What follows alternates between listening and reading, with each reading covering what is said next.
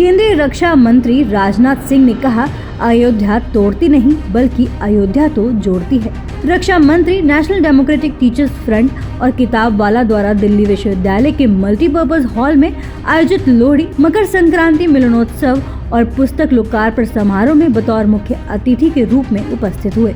इस अवसर पर मुख्य अतिथि द्वारा लेखक बलबीर पुंज की पुस्तक tryst with Ayodhya decolonisation of India का विमोचन भी किया। कार्यक्रम के विशिष्ट अतिथि दिल्ली विश्वविद्यालय के कुलपति प्रोफेसर योगेश सिंह ने अपने संबोधन में कहा, राम से सीखना है कि लोकहित में काम कैसे करें। इस अवसर पर कार्यक्रम की अध्यक्षता विश्व हिंदू परिषद के अंतर्राष्ट्रीय अध्यक्ष एडवोकेट आलोक कुमार ने की। जी हाँ, केंद्रीय रक्षा मंत्री ने अपने संबोधन में आगे ये भी कहा कि राम का नाम मस्तिष्क में आते ही उसके विपरीत रावण का नाम भी आता है। रावण राम से अधिक धनवान, बलवान और ज्ञानवान भी था, लेकिन पूजा फिर भी हम राम की ही करते हैं क्योंकि राम ने अपने जीवन में मर्यादाओं का पालन किया। अयोध्या में 22 जनवरी को राम मंदिर में प्राण प्रतिष्ठा को लेकर राजनाथ सिंह ने कहा कि 500 साल बाद अयोध्या के साथ न्याय हुआ है। ये राष्ट्रीय स्वाभिमान की चरम अनुभूति का क्षण होगा जब रामलला भव्य मंदिर में लौटेंगे।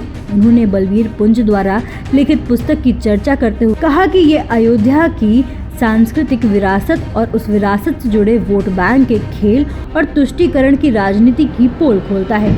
रक्षा मंत्री ने ये भी कहा कि इन दिनों अयोध्या और राम पर बहुत सी पुस्तकें आई हैं। इससे ज्ञात होता है कि राम भारत की चेतना है।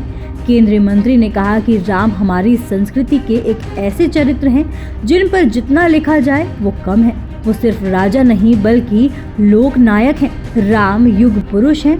वो सदा मर्यादा से बंधे रहे, इसलिए उन्हें मर्यादा पुरुषोत्तम कहा जाता है। ये विशेषण राम से इतर और किसी देवता को नहीं मिला, इसलिए राम सबके हैं और राम सब में हैं। उन्होंने कहा कि सबके अपने अपने राम हैं। गांधी के राम अलग हैं तो लोहिया के राम अलग हैं। राम किसी विचारधारा से बंधे नहीं हैं।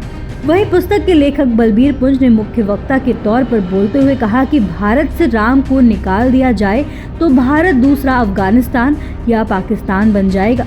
राम को हम लोग अपना आदर्श मानते हैं। उन्होंने अपनी पुस्तक tryst with Ayodhya decolonisation of India के बारे में जानकारी देते हुए कहा, 1947 के बाद अयोध्या के क्षेत्र में कोई हिंदू मुस्लिम विवाद नहीं था।